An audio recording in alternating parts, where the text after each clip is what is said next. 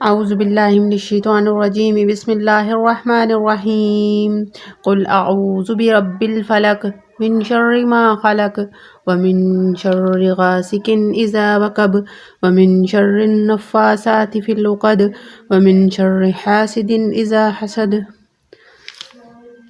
ترجمہ۔ شروع اللہ کے نام سے جو بڑا مہربان نہایت رحم والا ہے۔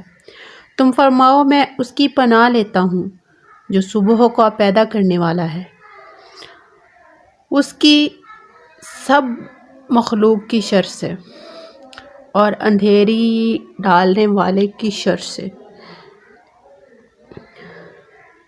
جب وہ ڈوبے، اور ان عورتوں کے شر سے جو گرہوں میں پھونکتی ہیں، اور حسد والے کے شر سے جب وہ مجھ سے جلے۔